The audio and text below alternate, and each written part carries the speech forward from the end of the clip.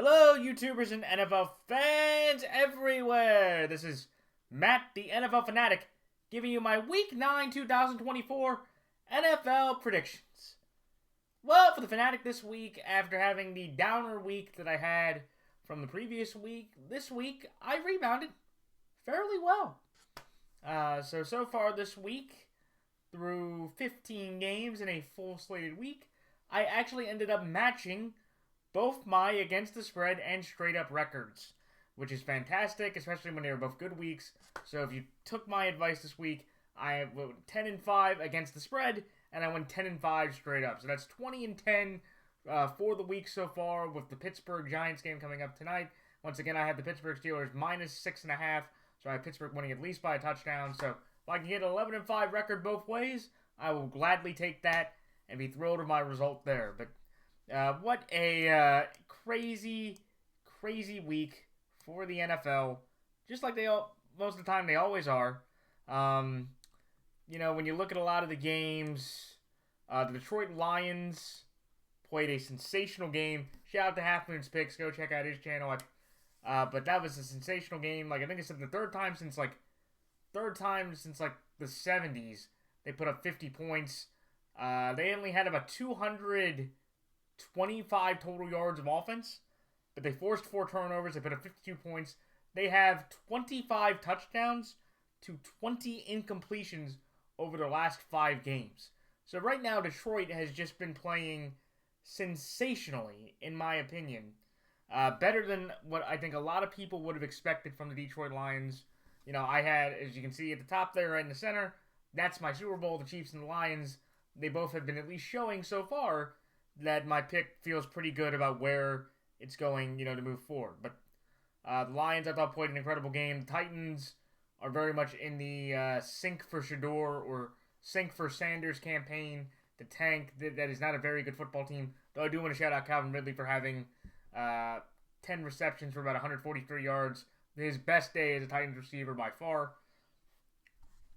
But that was an interesting tidbit there. 2 losses that I don't think anybody expected, at least in terms of a straight up principle, was that nobody thought the Cleveland Browns, with Jameis Winston coming in at quarterback, would have been able to outplay Lamar Jackson in Cleveland, where they lost their quarterback to an Achilles injury, and beat the Baltimore Ravens 29-24. Cedric Tillman and Elijah Moore had career games. The Cleveland Browns defensive front consistently kept getting pressure on Lamar Jackson. It looked like he was running around for his life.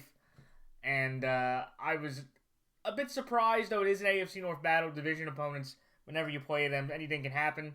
But that was a surprising outcome. And the other surprising outcome was that the New York Jets, for as bad as the Jets franchise has been for basically its entire existence, and definitely since 1968, the curse of Joe Namath, that a lot of Jet fans believe, they lost to the Patriots in a game in which they said there was a statistic out there.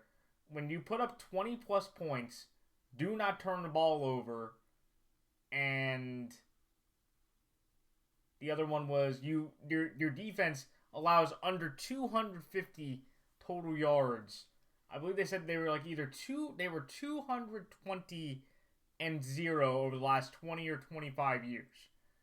The one loss that happened was yesterday with the New York Jets, who look like one of the biggest disappointment in the entire NFL, in my opinion, based on what everybody had the expectations for, and just how much, the Jets, from firing Saleh, to me, I will admit, regretting that Robert Saleh got fired, because honestly, I think the Jets could have played better.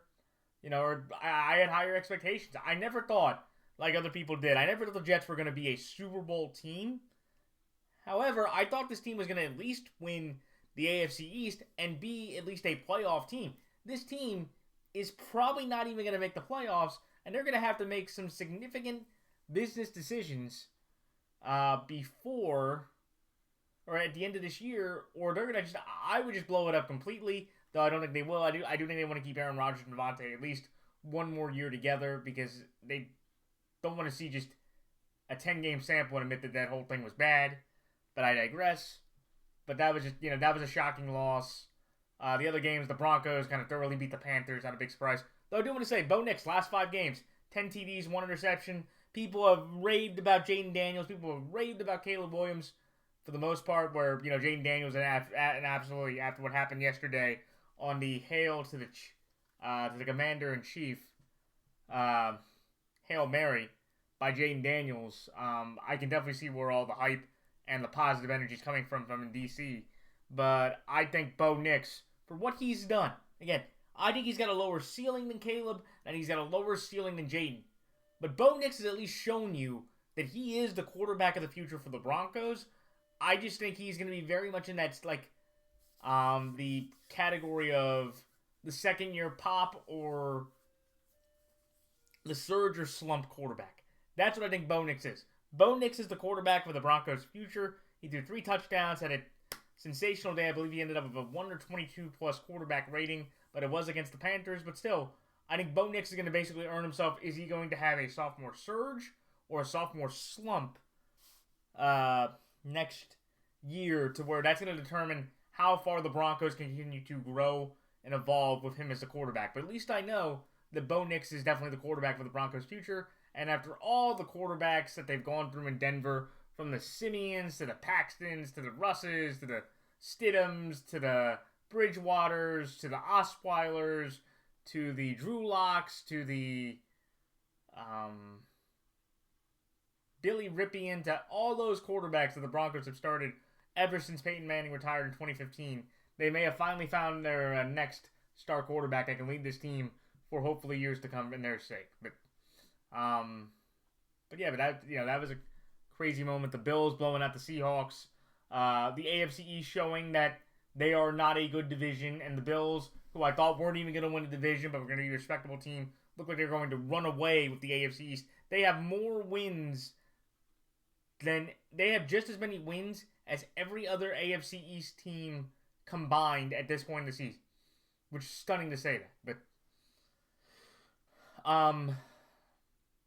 But yeah, those are my quick thoughts on that. Now, like I said, I'll get through all my picks as well. I also did want to say very quickly that next week the video will be coming out Tuesday, because I'm going to be working on Monday, so the video probably will be coming out sometime Tuesday afternoon or Tuesday evening.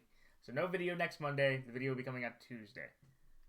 Oh, but like I said, though, I do want to say, just before we get to my picks, once again, I went 10-5 against the spread and 10-5 straight up. So now overall for the year, through 122 games, I am now 61-58-3 against the spread, and I am now straight up 79-43.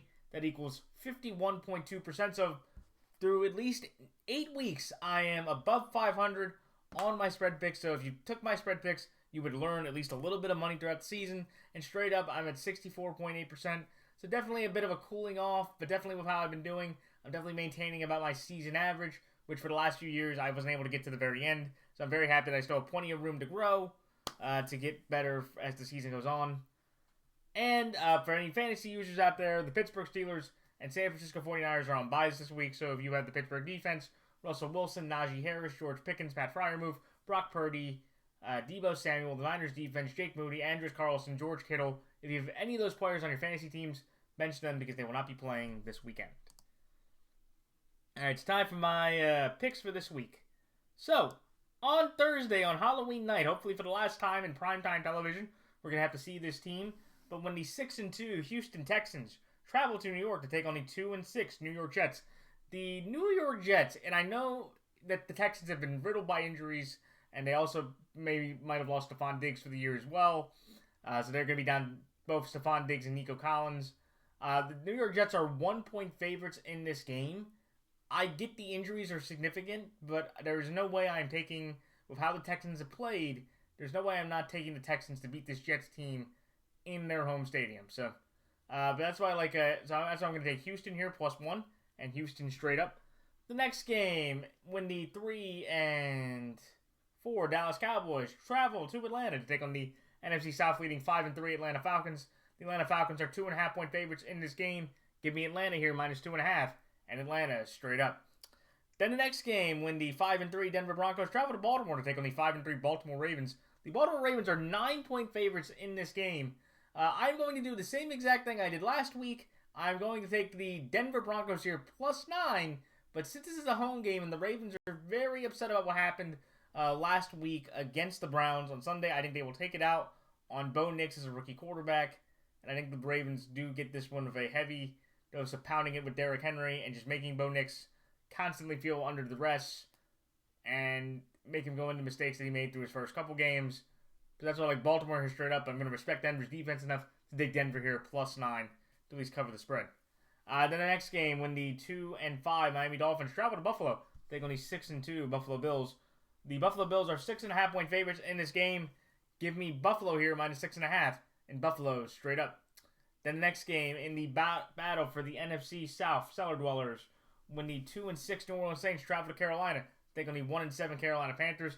The New Orleans Saints are 6.5 point favorites in this game. Give me New Orleans here -6.5 and Carolina straight up. Though I do want to put out a couple disclaimers though. This is with me expecting that Derek Carr should be back. If it is Spencer Rattler or Jake Haener in this game, I'm going to take New Orleans regardless of whoever is going to be the quarterback. I'm just going to take Carolina +6.5. If it's Andy Dalton versus Spencer Rattler in them, I'm going to at least switch my pick to where I will take Carolina here +6.5 and Carolina straight up if Andy Dalton is cleared. If it's Derek Carr or any of them versus Bryce Young, I will take the Saints to win regardless. But if it's Derek Carr, I'll take the Saints to cover. If it's Haener or Rattler, I will take New Orleans to win outright, but I will take Carolina +6.5. So I just want to let everybody know that there are a few caveats to this game just because of the injury, just because how inept or effective both teams looked yesterday. So, but that's what I like right now. New Orleans -6.5 and New Orleans straight up. The next game, when the 2-6 Las Vegas Raiders travel to Cincinnati to take on the 3-5 Cincinnati Bengals. The Cincinnati Bengals are 7.5 point favorites in this game. Give me Las Vegas here +7.5, but Cincinnati straight up. Then the next game, when the 4-3 Los Angeles Chargers travel to Cleveland to take on the 2-6 Cleveland Browns. Los Angeles Chargers are 2-point favorites in this game. Give me Los Angeles here -2 and Los Angeles straight up. Then the next game, when the 6-2 Washington Commanders travel to New York to take on the 2-5 New York Giants, or 2-6 or 3-5 New York Giants. The Washington Commanders are 3.5 point favorites in this game. Give me Washington here -3.5 and Washington straight up. The next game in the cruddy toss-up game of the week for the Toilet Bowl, when the 2-6 New England Patriots travel to Tennessee to take on the 1-6 Tennessee Titans. The Tennessee Titans are 3-point favorites in this game. I genuinely believe this is a coin flip game, but in this game I'm going to go with the better defense and the better coaching staff from what I've seen, and that I believe is the New England Patriots. So I'm going to take New England here in a slight upset here, +3, and New England straight up. Then the next game in the battle of former Oklahoma quarterbacks and number 1 picks, when the 4-3 Chicago Bears travel to Arizona to take on the 4-4 Arizona Cardinals. The Arizona Cardinals are 1-point favorites in this game. Give me Arizona here -1 and Arizona straight up. Then the next game, when the 2-6 Jacksonville Jaguars travel to Philadelphia to take on the 5-2 Philadelphia Eagles. Philadelphia Eagles are 7-point favorites in this game. Give me Philadelphia here -7 and Philadelphia straight up. Then the next game in the battle for NFC North supremacy, when the 6-1 Detroit Lions travel to Green Bay to take on the 6-2 Green Bay Packers. The Detroit Lions are 4-point favorites in this game. Give me Detroit here -4 and Detroit straight up. And then in the next game, when the 3-4 Los Angeles Rams travel to Seattle to take on the 4-4 Seattle Seahawks. The Seattle Seahawks are very slight 1-point favorites in this game. In a very slight upset, I'm going to take Los Angeles here +1 and Los Angeles Rams straight up. Then in the Sunday night game, when the 4-4 Indianapolis Colts travel to Minnesota to take on the 5-2 Minnesota Vikings. The Minnesota Vikings are 6-point favorites in this game. Give me Minnesota here -6 and Minnesota straight up. And then lastly, when the 4-4 Tampa Bay Buccaneers travel to Kansas City to take on the 6-0 Kansas City Chiefs. The Kansas City Chiefs are 9-point favorites in this game. Give me Kansas City here to win straight up, but I'm going to take Tampa Bay +9. All right, it's time for my quick thoughts on each game. The Houston Texans over the New York Jets. This is a game, ladies and gentlemen, to where I am taking the Houston Texans to win this game based on what I've seen out of the Jets. Okay? Like, look, when you look at what happened last week against the Colts for the Texans, and this is the one thing I would say that would concern me as a Texans fan. This team never can seem to effectively get a decisive win. They are 6-2, and I believe every game they played outside of New England, who they blew out, who's a 2-win team, and the Minnesota Vikings games where they got blown out by the Minnesota Vikings, they've never had a chance to put together a solid game to where like they won comfortably, but they didn't get overconfident. Because they shouldn't have been in all these one-score games, even though I know you could argue the division, with the Jags, with the Colts, with the Bears at the time in week 2. Like, this Texans team keeps flirting with the edge, and the last time the Jets hosted the Texans last year, C.J. Stroud ended up getting concussed, and the Jets absolutely blew out the Houston Texans in a wipeout. It was like 30-6. That was just an awful game for the Texans last year, but I believe C.J. Stroud has gained more confidence. He has played more consistently. He's played, and again, he's had a very hampered roster with the offensive line, with Stephon Diggs going down, with Nico Collins still being on the IR, and the Texans are just trying to make it work. And I just feel like there's not a better team that, if you want to try to get better and try to make it work and get more back on track, than a game against the New York Jets, where, again, like I just said, the Jets, can they be competitive? Sure. Is Aaron Rodgers, he has 12 TDs, 7 interceptions. He's gone 30 straight games without throwing for 300-plus yards. It's the longest active streak currently in the NFL and the longest streak of his career. And even if you wanted to say, hey, look, the Jets, they have more talent. They're getting Hassan Reddick back, who didn't look that great in his debut, but in his debut, so I will give him a bit of a pass. But this Jets team just does not feel like a team that objectively can win close games, even when the other team is dealing with other significant injuries to players on their roster that could easily make this game maybe more compelling of a blowout than you would think. But I'm taking the Texans here. Better coach, better roster, better management, and I just feel like C.J. Stroud, even with the limited weapons that he could have, will be able to make more throws and make more runs than from what I've seen of Aaron Rodgers this year, which is basically him just standing in the pocket, trying not to get hit and sacked on very basic plays. So, should be an interesting game, but what a way to end the night of Halloween with the horror show in Gotham. If you're definitely a Batman person, you're definitely going to want to see the Jets' demise as Batman across New York will reflect his light on the stadium and say, you are evil, and we should end this now. So, and I feel like for the Jets season, once that happens and they fall to 2-6, the Jets season and story should be done, and I think the Jets should think about at least selling a majority of their pieces to try to start the rebuild very quickly. So, that's why I like Houston here, +1, and Houston straight up. The next game, the Atlanta Falcons over the Dallas Cowboys. This is a game to where I'm taking Atlanta here based on Kirk Cousins' ability to play well. He's thrown for over 750 yards. Had another 300-plus yards against the Bucs yesterday. Threw touchdowns to 4 different people. It was incredibly impressive, incredibly consistent. And I just, again, like Atlanta, they have some flaws, but they do have Jesse Bates. They do have A.J. Terrell, who made some very nice plays. They have David Onyemata. They have Grady Jarrett. They have a very good and complimentary roster all across the board, where the Cowboys just seem like they have 2 people on offense, CD and Dak. Dak keeps turning the ball over at way too bad at times. It's costing the team games. And I just think for the Cowboys going into Atlanta, knowing the environment of what Kirk Cousins has been able to do, knowing where the Falcons are headed, probably winning the NFC South, much to my chagrin, because I told everybody I would take Tampa 1. But obviously, with all the injuries Tampa has suffered, that is not more than likely going to happen now. But I look at this Atlanta Falcon team and go, they've been just consistently playing well in most parts. Their run game should be able to swipe and dash through the worst running defense in the entire league. And I think the Falcons get a comfortable win to send Kirk Cousins happy with a second win against the Cowboys. And especially probably, for his history in the NFC East, it's probably nice that he knows he gets to play the Cowboys once again. So, but that's why I like Atlanta here, -2.5, and Atlanta straight up. The next game, the Baltimore Ravens over the Denver Broncos. I'm taking Denver here +9 because I feel like Denver has shown to be a better team than Cleveland has been the majority of the year.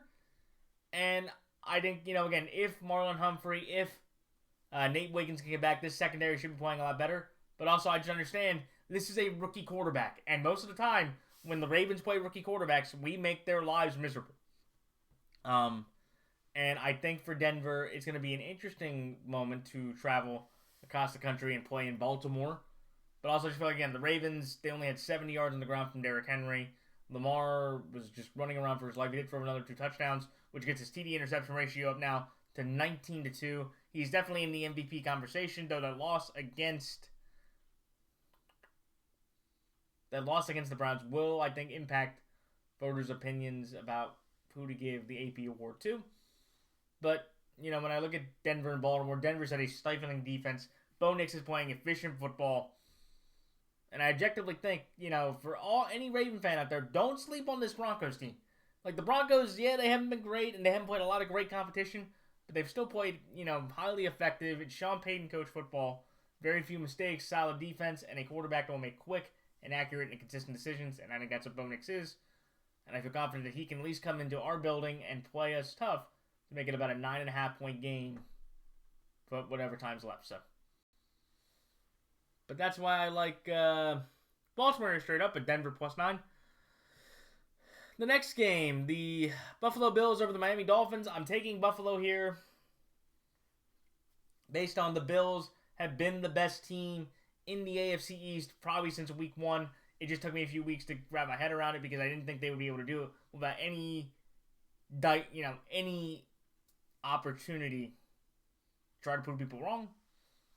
And they took plenty of opportunity in key spots to let any Dolphins fan know that they made a mistake with some of the moves that they made. I do want to shout out Tua, though.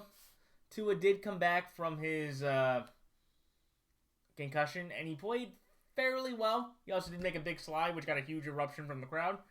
But at the end of the day, when a team needs a big moment, the Eagles went to Saquon Barkley, and just other teams are going to take that whole go through and win the game. I think for Miami, this is a big moment due to the fact that Miami's season is essentially done, but I think Miami can maybe salvage a little bit of it if they beat the Bills. If they don't, it's completely over. Rebuild, redestroy, and give any tradable asset to anybody that wants to have. But the reason why I'm also going with Buffalo is that every time Miami has gone into Buffalo, it has not turned out pretty. They don't like the cold. They don't like being out there. And I just think I think that the Buffalo Bills should be able to do a copy performance like they did in Week 2 in the Amanda Show in order to win. So, but that's why I like Buffalo -6.5 and Buffalo straight up.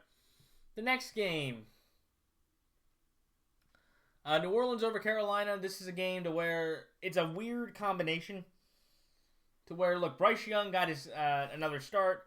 He didn't play particularly well. I didn't think it was all his fault, but he did throw 2 bad interceptions.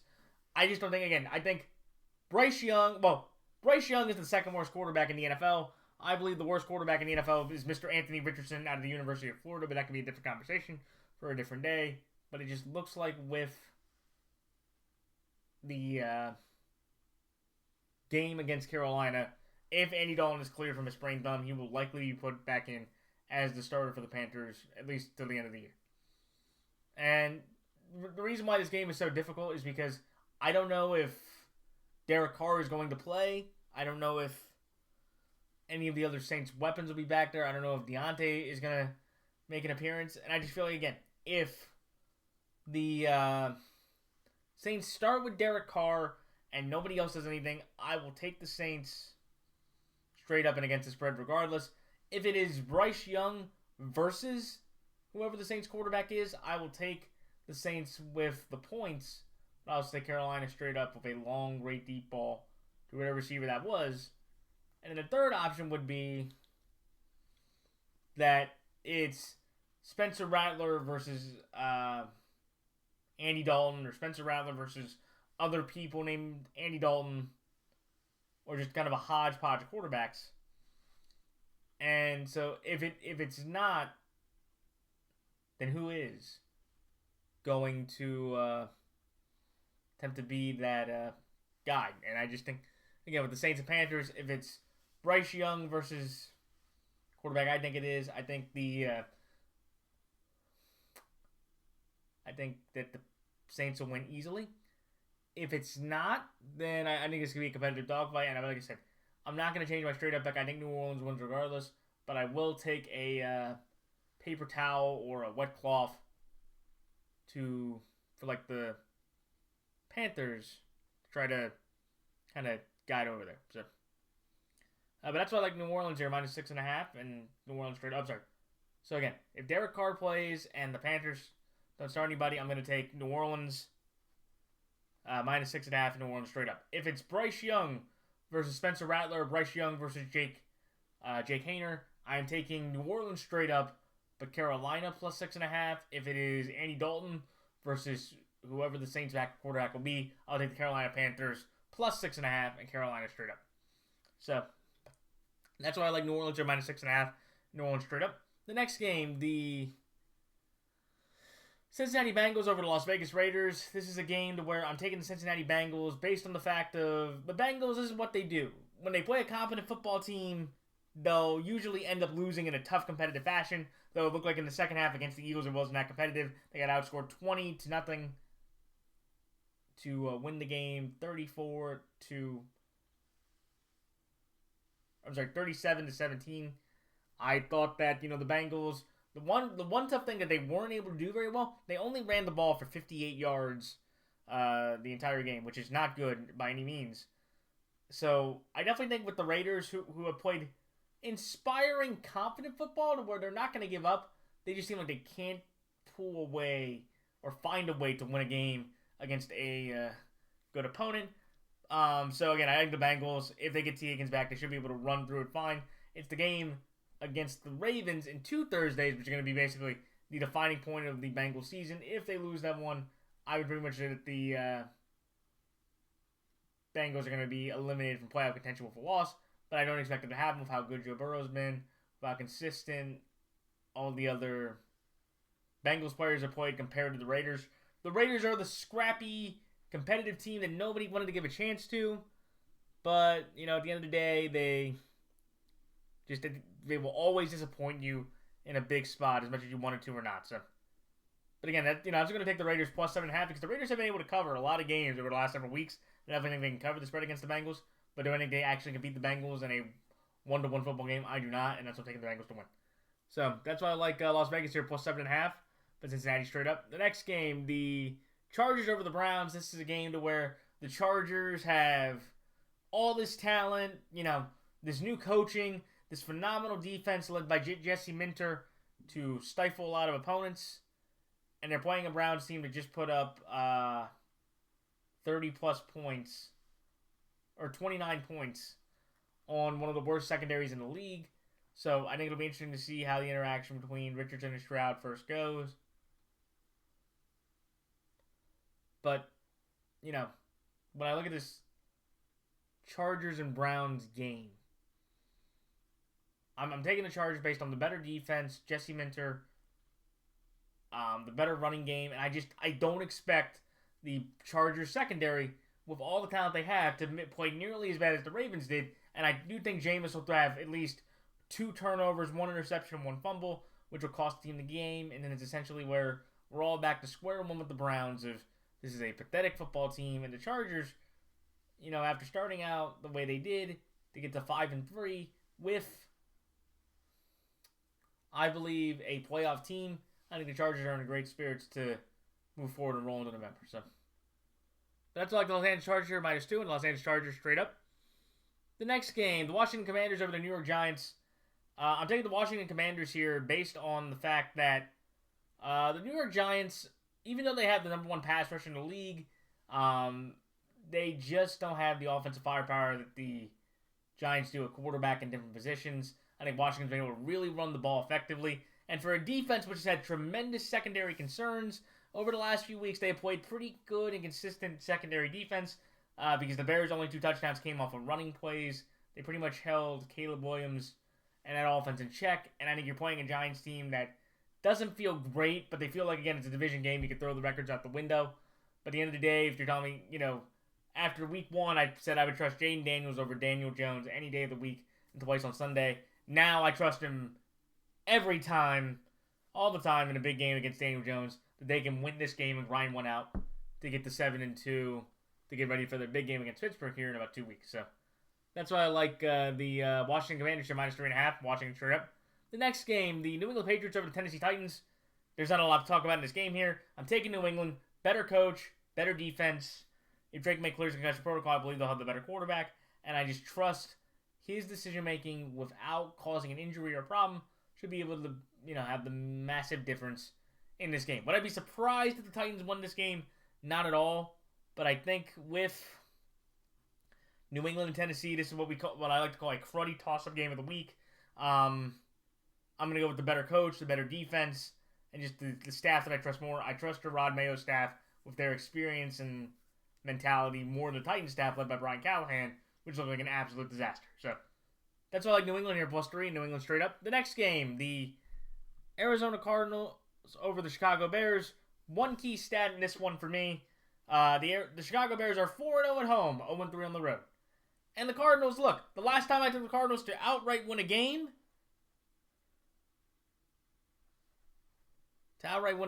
it was against the Commanders, and I got burned by the Arizona Cardinals in terms of a 48-14 beating. I don't think I will get burned as badly this time.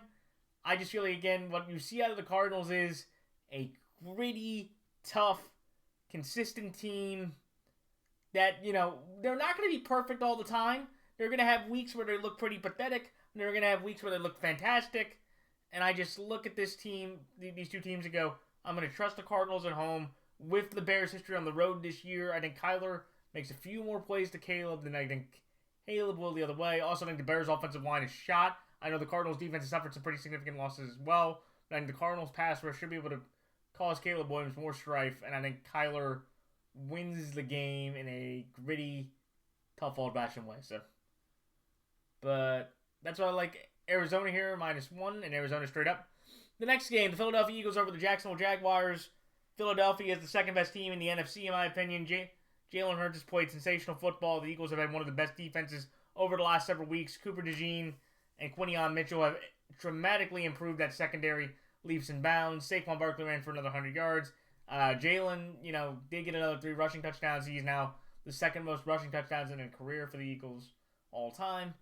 And I just think for the Jags, who are basically in fire sale mode at this point, Brian Thomas and Christian Kirk both may not play. If you're going to have Evan Ingram, Tank Bigsby, and Gabe Davis as your main offensive weapons, I genuinely believe that the Eagles should easily at home roll a Jags team that doesn't have a lot to fight for and play for, especially with Christian Kirk and Brian Thomas possibly being out this week. So that's like Philadelphia here, -7, and Philadelphia straight up. The next game, the Detroit Lions over the Green Bay Packers. This is a game where if Green Bay would have Jordan Love, I think this game, I might have taken Green Bay +4. I think Detroit wins this game regardless.